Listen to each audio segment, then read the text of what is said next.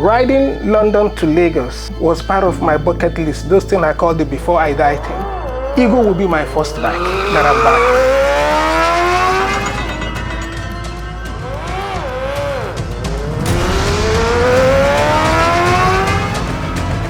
I had 3 standstill. It was so bad, I can't even see my finger in front of me. I didn't feel like giving up, but I felt the pain and I cried. I'm in Gibraltar! Persevere, persevere, persevere. That's it. What's up, guys? How are you doing today? It's Tayo Aina here again, and today I have a very special guest for you guys. Beside me is Mr. Kunle Adeyanju, who is a Nigerian, and he rode all the way from London to Nigeria. Sir, this is a very remarkable feat. As a traveler myself, I'm always flying, and when I found out that you actually rode your bike, called Eagle, by the way, Eagle, right? Yeah, correct. You rode it all the way from London to Lagos. Like, that's very mind-blowing. I think the first thing that came to my head is like, is this man crazy? Don't worry, I'm being used to call crazy biker, so it's okay. First of all, let's start with the why. What was the reason behind this? Yeah, you see, for me, it's all about giving back. It's all about using my skills, my talent, my gift, my lifestyle. How can I use it to touch humanity? How can I use it to make the world a little bit better for the underprivileged? How can I use it to, draw attention and promote a noble cause?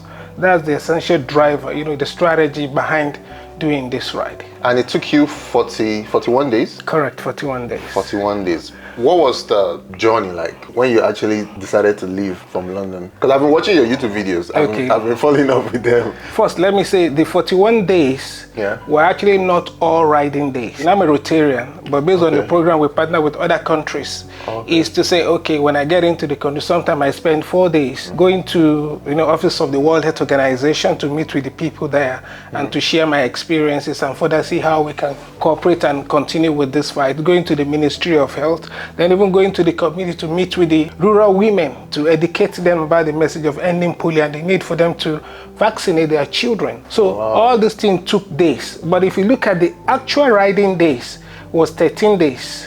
Really? Yes, 13 days actual riding, but the meet and greet and all these other humanitarian activities actually took a longer time than the actual riding days. So it was a mixture of you traveling plus you spreading the message. Correct. So let's backtrack a little bit. Where are you from? Well, I'm from Kwara State in Nigeria here. Okay. That's Offa to be precise. Offa, okay. I'm from Offa in Kwara State. I grew up here and there. I was born in the north in Kano. I schooled in Kano, then some parts in ABU, then also lived abroad for a while. Then just here and there, basically. Lagos, a little bit in Ilorin. Then So from what you said, it's like you've always been...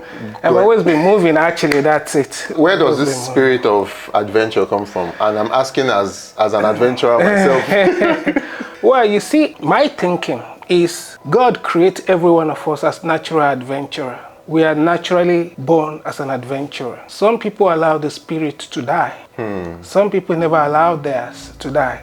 Some people continue to live that adventurous spirit. I'll give you an example. There's this guy, Neil deGrasse Tyson. He once said a word. He said, who is a scientist? A scientist is a matured man that never lost his childhood adventurous spirit. So if you look at all of us here, even look at Nigeria, there's so much diversity.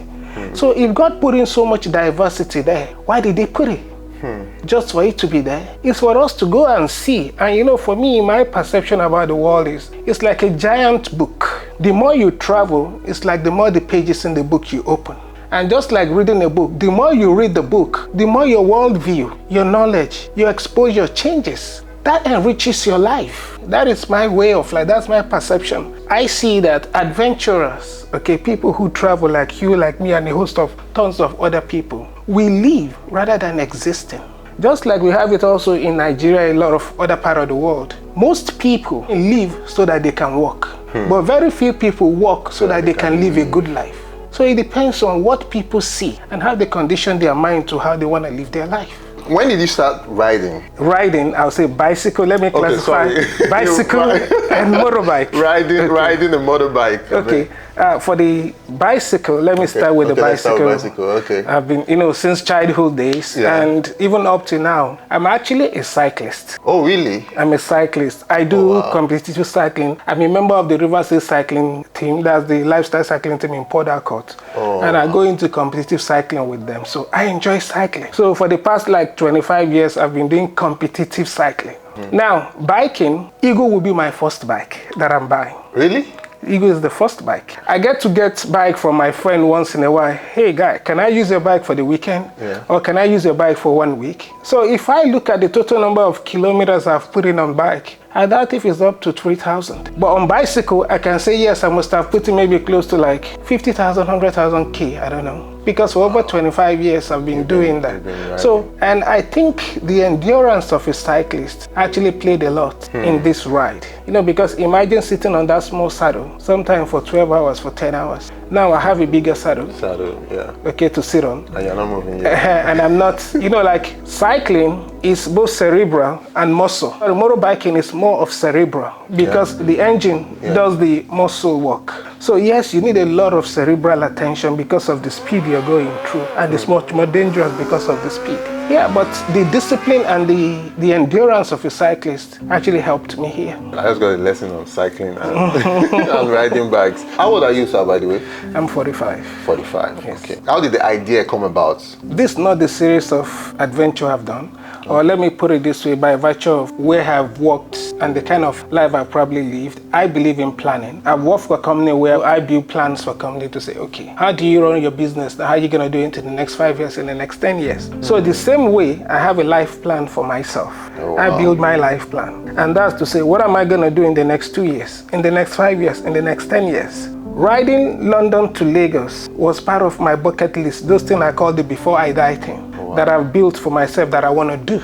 So it's one of them. Before that, I've done a couple of other things like summiting Mount Kilimanjaro twice. I've ridden bicycle from Lagos to Ghana and back. I've done bungee jumping. I've done skydiving. I've done a lot of marathon races. I've done quite a host of all this adrenaline stuff. So, they are my bucket list, my before I die thing, which I've put in the plan. Okay, next year I want to do this. Next year I want to do that. So London to Lagos is also one of those life plans which I've put in to say, okay, yes, I'm going to do this. I actually wanted to do it in 2019 or 2020, but COVID stopped everything. Okay, and I said, okay, and I kept refining my plans. And now I said, okay, the time is right. And I did it.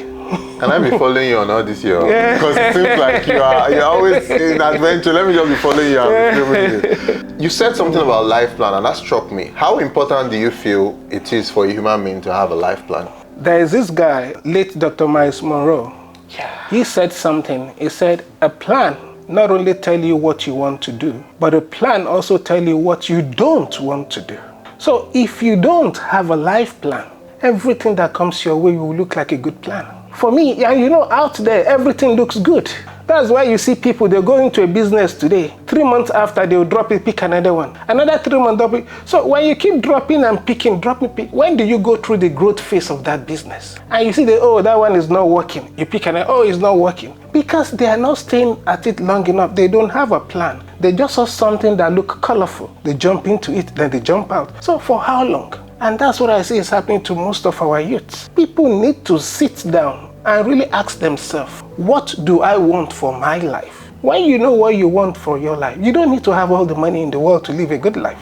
If you know what you want for your life, there will be contentment because you'll be achieving those things that you actually want that makes you happy. Like they say, some people run and chase some things and they get to the summit of their career and they say, is this all there is? It's like spending all your energy climbing the rock Mount Everest of your life and only to get to the peak and you feel so empty. Why do we have so successful people at the peak of their career going to commit suicide? Sure. An example, look at Anthony Bourdain, who some years back. This was a chef that was having dinner with Obama and the great people of the, but what happened? Sometimes we need to ask. I'm not saying the guy doesn't have a life plan. I don't know what happened with this case. I totally but I only use that as an example. That a lot of sometimes if we, spend time to ask ourselves what we truly want, it will save us the wasted effort of climbing the wrong mountain of our lives. So only to get to the peak and say, oh, is there all there is? And you have that emptiness. Inside you. You know, inside you. So what did I get from all this effort that I've wasted or that I've burnt? Were there any moments where you felt like giving up? Giving up? No, because I knew what I was going into. It's like life. I can't expect I will ride 12,000 kilometers and I won't face difficulty. I will only be deceiving myself if I said there won't be challenges. There won't be time when I will actually cry. I will be deceiving myself. I'm riding 12,000 kilos through some of the most inhospitable environment on earth. There has bound to be pain. I was prepared for it. You know, like mountain climbing, they will tell you, you prepare for the expected and the unexpected. The expected, those ones you can deal with. The unexpected, those ones you can't deal with. But your discipline, okay, and your experience, that's what's going to take you through. Yes, I prepared for a lot of the expected, but sometimes the unexpected happened. I remember I was on the Sahara. Then I had sandstorms. I had 3 sandstorms. It was so bad, I can't even see my finger in front of me. And I can't stand because the storm was lifting me up. Wow. Was like trying to lift me and throw me. And was trying to lift Eagle up. Eagle is 190 kilos. I have to pull Eagle, lie Eagle flat down on the Sahara. Then I laid myself down on this. I tucked my head under the tank and used the Eagle to brace myself down. And the storm lasted an hour, 40 minutes. Wow. And imagine burying yourself in the heat of the Sahara. Almost 45 degrees heat, lying flat on it, burying yourself. So the pain of the heat was there. The force of the storm and the sand was also there. There are 2 evils. So the thing, I had to pick the lesser evil. The lesser evils endure the burning of the pain. Because if I lift up, it's gonna throw me off. And that would be a worse thing. Like it's an accident. You know, it could be death. True. Things like that. I expected there would be challenges. At that moment, did I feel like giving up? I didn't feel like giving up, but I felt the pain and I cried. And I said, all this for people you don't even know. People you may not even meet. And I said, well, heroes sometimes, you know, they cry. It's okay to cry. But what is not okay is to give up. And you know, sometimes when you remember those things, you just wipe your tears and say, okay, let's do the next thing. How did it feel when you eventually got to your destination? Whoa, Lagos was mind-blowing. You know, the funny thing was when I started the ride and I kept going, I've been rehearsing what I would do when I get to Lagos. Okay. Now, the first thing I was going to do when I stepped my feet on the soil of Nigeria. When we got there, that I saw the huge number of crowd and the way everything was, I forgot everything I planned. Are you serious? The whole thing just disappeared. It was when I got to Ikeja. Yeah. And I started remembering, you said you were going to do something. Wow. When I heard about the journey, I was wondering, how were you able to cross all those borders, especially the African part of it? Because I travel across Africa a lot. And as a Nigerian, it's always a problem, even at the airport, just to enter a country. Did you face any border issues, or how were you able to cross all those borders? I didn't really face much issue with border crossing. The only challenge I had was in Morocco, not because I was Nigerian. Yeah. The truth is, they'll tell you a lot of bike being stolen in Europe comes through that route into Africa. Yeah, true. So anytime they see a bike with anyone, it's a suspect. The Moroccan police kept asking me, are you going to Senegal? And I said, no, I'm not going to Senegal. I'm going to Lagos, Nigeria. And they were asking me like 5 different officers, kept asking me 5 different times. And I got up and said, why are you guys asking me dumb questions? I keep telling you, I'm going to Lagos, Nigeria. I have this flag at the back of my bike. I said, that is a Nigerian flag. Here is my Nigerian passport. I'm going to Nigeria. Why do you keep asking me dumb questions? Am I going to Senegal? When they saw that I was flying, I was like, getting a bit upset about it. The head of the border unit in Morocco came to meet me and said, calm down. Sorry about that, but why we're asking that is because we needed to check that the bike actually belonged to you. I said, but I gave you my paper almost 30 minutes ago, so why are you still checking? And he said, okay, that usually they don't check, they don't use the paper we give them, but they have access to UK and EU database via Interpol because people forge a lot of papers. So they actually need to check the database to make sure that the bike was actually registered to me. Wow. And why they asked whether I was going to Senegal was that they discovered that from their own information is the destination for most of all those bikes is Senegal. So anytime they see anyone riding a bike, okay, that is black skin like me. Like you. Yeah, They so assume you are going to Senegal, even whatever nationality you carry. So that was just the only place I know I had issue with border. What about language? Language was a challenge. Actually, this trip actually made me realize how important the French language is. And I actually said to a lot of people and friends around this, once I settle down in Lagos, I'm going to register an Alliance Française. I need to, because from Morocco down to Benin Republic, with the exception of Ghana, it's all French. At Morocco, a couple of them will speak English. But once you get into places like Senegal, down to English, yeah, there's English too in Senegal, but from Mali down, most of them don't speak. It's difficult. So like when I was getting ingress into Mali from Senegal, I had to get an interpreter. The Rotary Club arranged an interpreter to meet me at the border. Oh, wow. So that to help me with the border language, because there's a blockade on them. Ordinarily, because of the ECOWAS blockade, I shouldn't be allowed to cross in as an ECOWAS citizen. But because I was on a humanitarian mission, so I had to invoke the UN Charter and to tell them, sorry, but I'm on a humanitarian mission, and the UN Charter provides that anyone on humanitarian mission should be granted free access and protection, provided they have the required documentation to ingress the country. And I told them, here is my paper. I have the required documentation to enter your country. My country, Nigeria, is a signatory to the UN Charter. Your country, Mali, is also a signatory to the UN Charter. And there is no blockade or no sanction from the UN. So I have a right to enter your country. So it took almost 4 hours, but at the end of the day, they realized I was right. I guess they were delaying, they thought I would go back. But because I knew I was right with the charter, I stood there and I said, I'm not gonna leave, that I'm standing on UN Charter. And after like 4 hours, they finally granted me my entry into Mali. There's a question I've seen a lot of people asking you. When you say you rode from London to Lagos, people are always asking, there's no land connecting the two. And that has been one question. I said I'm going to ask you that question. Yes. Actually, on the ride, there are 3 water crossings. Okay. The first one was from Dover in London. That's I need to cross the English Channel. Okay. So there are 2 ways to do it. One can use the Eurotunnel, which is 35 minutes. Okay. Or you can use a ferry, which is an hour 30 minutes. I chose to use ferry because I've done the Eurotunnel several times. There's nothing to see. You're just in a hole underground. Yeah. So, but on the ferry, you can come to the observation deck. You can see the sea. You can see all those things. So it's more exciting. The second water crossing was crossing from Algeciras to Tangier. That's crossing the Mediterranean Sea through the Strait of Gibraltar. I'm in Gibraltar! So that was a 40-minute crossing. Then the third water crossing was crossing from Rosso in Mauritania into St. Louis in Senegal. That's just a 5-minute barge crossing. Basically, those are the 3 water crossings along the way. Today is the 22nd of April, 2022. It's about 9:30 a.m. this morning. I'm in Valencia in Spain, and I'm heading to Cartagena, also in Spain. It's about 380 kilometers away from here. So today is a relatively short ride. I want to know, what was your experience as you were crossing Africa and meeting different people? I did a write-up. At the climax of my experience of the people of Africa, I was spurred to do that write-up, which I call Think Africa, which I shared on my social media pages. And why was this? Because before embarking on this trip, I told you it took a year to plan. I read all the available intelligence information report on all the countries I was going to go through. I even had to get people, not only all the CIA fact book, the SIS, the German DSB, every available intelligence report I can read on a country. I read them just to be sure. And I didn't stop there. I even had to get people in each of those countries who can give me information about the country, just to have an idea so I can build a very good plan. And I tell you, all the things I read in the papers about Africa, all these countries were either amber or red zone. The only country that was green was Morocco, and it was green up to Agadir. From Laayoune, it was red down. Red zone meaning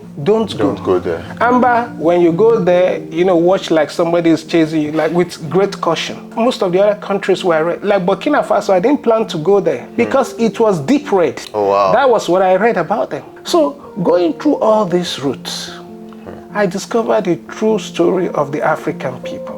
And what I discovered was African people are hospitable people. They are nice people. They are friendly people. Africa is a land of diversity. And I discovered that all those things I read were false. They are not true. They are complete false. I'll give you an example. When I was going to cross into Mali, You know, I told you I had a lot of, you know, with the ECOWAS blockade. Yeah. It took quite a while. By the time that would get done, was like 7 p.m. in the night. So, and I still had 90 kilos to cover from the border to the town I was gonna stay. So when they finished about 7, I decided to proceed. Then as I was going, suddenly, you know, darkness fell. So it was like about 8 o'clock in the night. Then I had to, you know, because of visibility, I had to bring down my speed.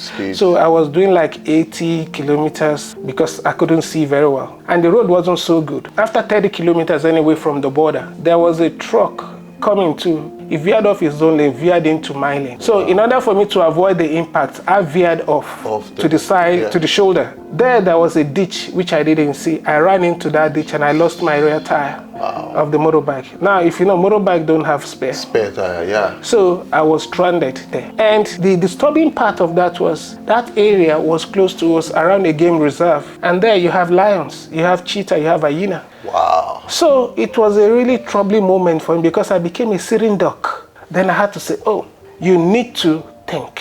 And the first thing I did was I got off my bike and I started running, looking for a tree to climb. I said I need to put height between me and any animal that will come. And you know, animals, they have like infrared sight. Yeah. They can see me and I won't see them. By the time I see them, it will be too late. As I was climbing the tree, then I saw a ray of light far off, like 400 meters away. So I jumped down from that tree and I started sprinting towards the village. I got to the village and I realized it was a small hamlet of 3 thatched houses. And that was almost like around 9 p.m. in the night. So when I got there, you know, they were startled at first when they saw me the way I was running. But they calmed down and they were not aggressive. They saw the way I was dressed, the way I was running to them. I was so surprised. I was expecting some form of, you know, caution or aggressiveness around them. But I was surprised. The women there just went in, they brought a chair. They told me to sit down. I wanted to talk. They said, no, don't talk first. They brought water. They told me to drink. Then they told me to wash my face. I wanted to tell them what to say. No, just calm down first. You know, I couldn't speak French and their local dialect. So they were using sign language. We were communicating with sign language. So they made sure that first my breathing came to normal. Then when I was calm, then they were now asking me,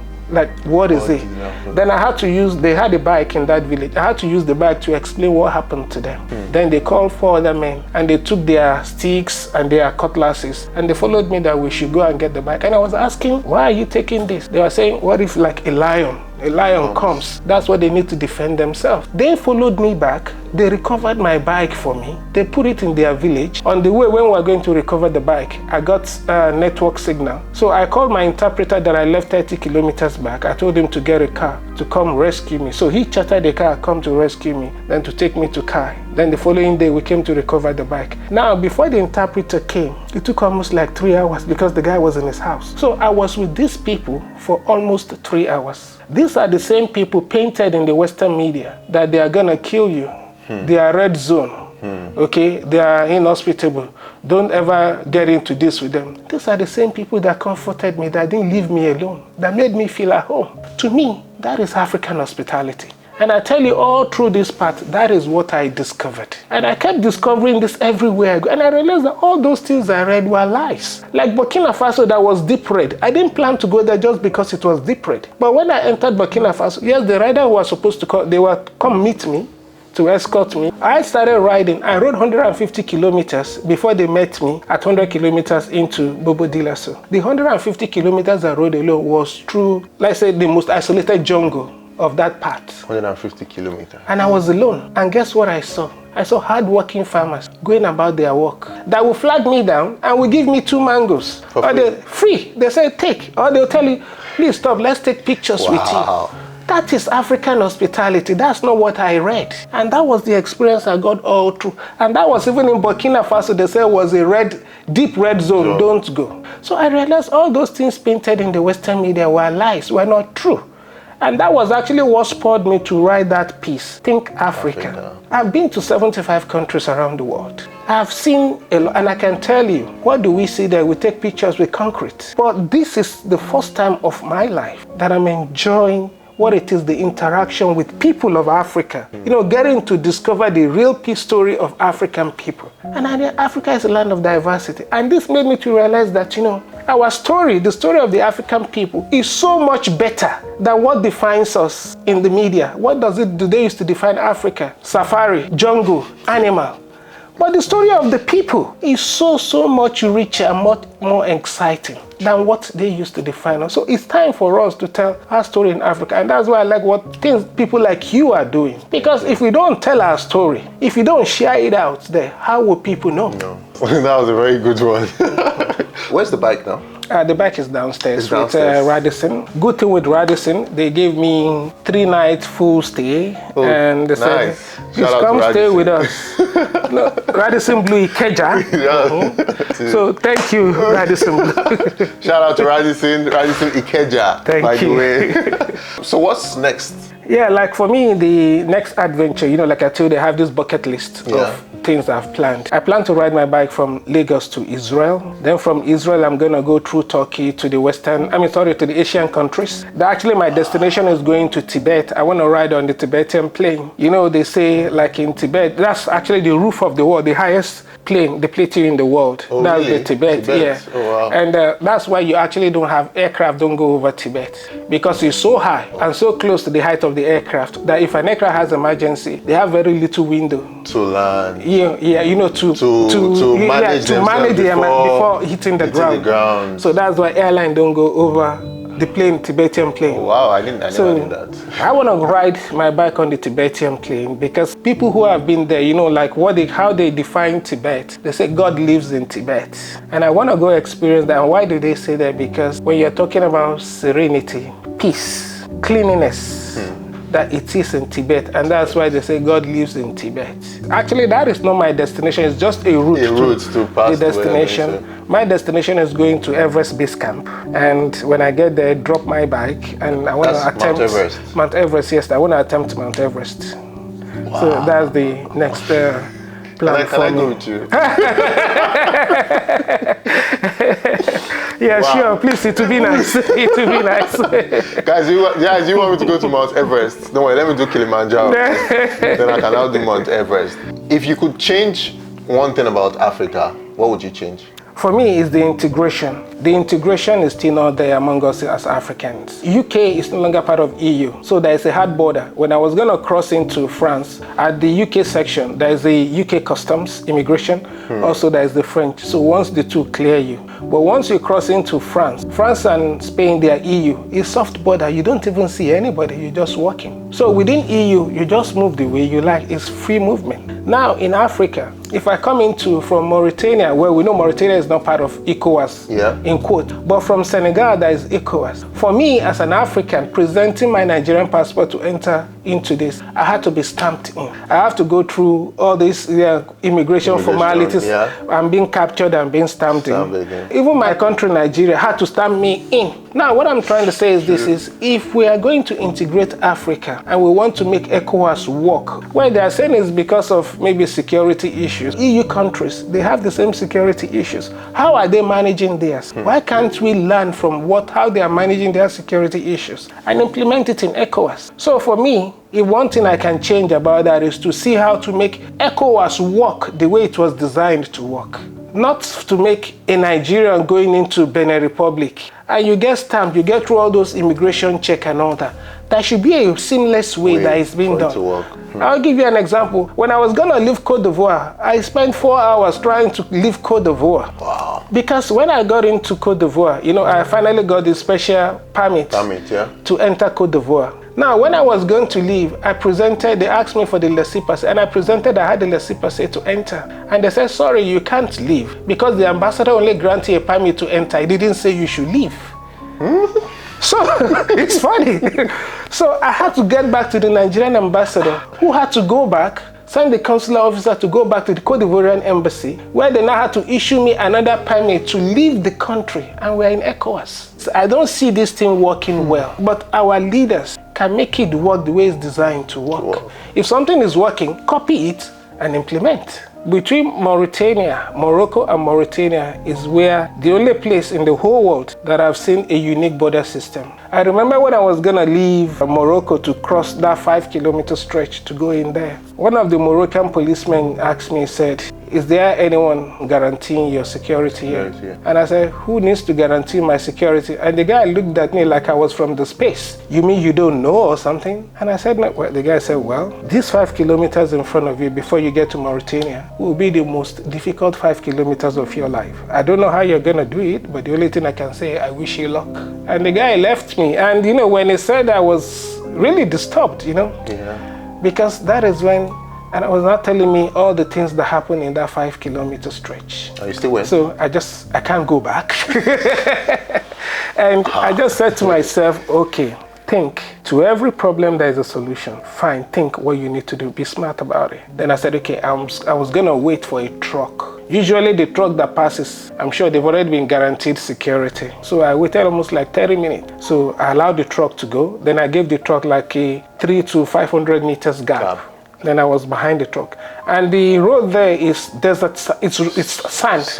It's not tarred. So while waiting for the truck, I deflated my tire, so that, I can have more surface area and grip on the desert sand. So I was doing zigzag, going left, right of the truck. That, okay, if I hear the first warning shot from the left, I will speed to the right side of the truck as a cover. Yeah. If it comes from the right, I'll speed to the left side of the truck for a cover. And because it's desert, it's plain, you can see as far as your eyes can go. I could see them 2 kilometers far ahead. Then the next thing, I just left the truck. I kicked down hard on my gas pedal. I went extra hard. It was difficult to understand, because it was like wavy, almost like throwing me off. But I just kept saying to myself, you fall down, you die. You fall down, you die.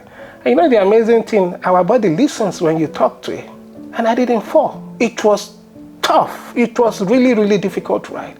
But I kept on. And because I was coming with so much speed. Right? Yeah. When I got close to the Mauritanian border, I couldn't stop in time. That drag pushed me that I collided with their border post. They now held me down that I have to pay for the damage I caused to them. So it took almost like 20 minutes for me to sort that issue. And I can say, sorry, you know what? You know what? I said, no, yes, whatever it is, but you damaged this thing, you have to pay for it. So it took quite a while before finally they said that she allowed me to go. Did you have any military training before? No, but as a guy, I think I watch a lot of all this sci-fi and all these movies. Because that's not, if I was going somewhere and somebody told me that, oh, there's danger there, just turn back. But you still went through. During this journey, did you ever fall sick or have any health issues? No health issues per se. I didn't fall sick. But will I say my health sort of like dropped a bit? The answer is yes. Pain is normal. So I won't classify pain as anything. It's normal because I can't be sitting down and riding almost 10, 12 hours every day and not expect to have pain in the whole of my body. So that one is normal. I was prepared for that. I know it's part of those things I was going to go through. Because when you're on this sort of thing, it's difficult to eat. You actually find the appetite is not there. So oftentimes what I tend to eat more is liquid. I take liquid stuff, then fruits and co. And when you're on those kind of things, plus the pressure of it, sometimes you feel not your real self. I think aside from that, basically, I don't really have any much issue. Well, like I said earlier, the endurance of having been a cyclist and going through that torture actually played a big role here in helping me to go through this. The days that I don't ride, I run 10 kilos every morning. 10 kilometers? 10 kilometers every morning. So I wake up 5 a.m., I jog 10 kilometers. It takes me like an hour to do that. Then I spend the next 1 hour to, calm my body, relax, clear my mind. Then I dress up, go to work. So that's been my way of life. So because of that discipline and that consistency of healthy living lifestyle, also played a big role in not falling sick or breaking down in this adventure. What's your one tip, and this is even a personal question, because you're living a healthy lifestyle. What's your one tip for young people to live a healthy lifestyle? A lot of people I see, they'll tell you they go to gym. As I'm telling you the truth is I don't have any gym membership. Oh, wow. I'm not saying people shouldn't. People should. Yeah. Okay, I'm not destroying the business of gym people. People should. Yeah. But the point is, find what works for you. This works for me. I ride bicycle Saturday, Sundays. Every other day, I jog. You see, what I'm trying to say here is consistency. If you do it 2 days and you forget the rest and you go back again and do it, it's nothing. You've not done anything. But that consistency is actually what is actually going to bring that healthy living, I mean the healthy lifestyle into that person. Whatever it is you do in life, just be consistent. I chose to live a healthy life, and every day I make sure I do something healthy. Either I ride my bike or I run. But I must do something. The last time I remember I went to a hospital was when I was in probably maybe my year 1 in secondary school. I thank God for that. But it's also, it didn't drop from heaven. It was because God gave me the wisdom, and I used that wisdom, and God has given everybody the wisdom. But I put in that discipline to say, okay, I will choose a healthy lifestyle. Everything in moderation basically, and exercise. That's just it. I think my final question for you is, somebody who has gone through all these challenges, riding across Africa, it shows a lot of resilience, persistence, the power of not giving up, determination. What's your advice to a lot of young Africans out there who have listened to your story and are inspired by it? Well, you see, the key word I would like to share with them was a quote from Denzel Washington. He said something, he said, "Without commitment, you'll never start. But more importantly, without consistency, you'll never finish." You see, a lot of our young people lack the commitment into whatever they want to do. They have this short attention span. You know, they can't stay there long enough to make something grow, push something through the growth phase for it to manifest. People want to wake up today and become Aliko Dangote tomorrow. It doesn't work. It probably took Aliko Dangote maybe 30 years to get to where he is. I'm sure there are several times Aliko has cried in his bedroom that we don't know. Sure. But I tell you, he must have gone through that. People need to develop that resilient spirit. It's not gonna be easy. Like I told you, I did 12,000 kilos. 3,100 kilos was in Europe. 9,000 was in Africa. The 9,000 in Africa was the most difficult 9,000, but it's also the best of the experience I got. So what that tells us in life is, the more challenging it is, the sweeter it is. So people should learn to persevere. Persevere, persevere, persevere. That's it. So I saw a tweet this morning that Bill Gates tweeted at you, congratulating you. How did that make you feel? Well, it made me feel very, very good. I was quite happy about it. You know, because, Bill Gates is a major contributor to the polio fund. Oh, okay. Bill Gates is actually doing a 2-to-1 matching grant. That means for every $1 I raise, it's gonna give $2.